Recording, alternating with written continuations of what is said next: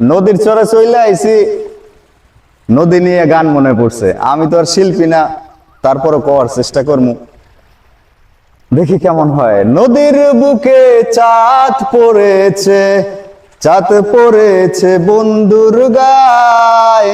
তারপর জান কি, তারপরে যা আছে এটা আপনারা কমেন্ট বক্সে বলবেন, ঠিক আছে? শুধু ভিউটা দেখেন যে কেমন, যে অসাধারণ একটা ভিউর ভিতরে চলে আসছে। সত্যি গ্রামের পরিবেশটা মনোরম পরিবেশ। যখন এখানে আসবেন তখন মনে হবে যে আসলে শহরে আমরা কি করি।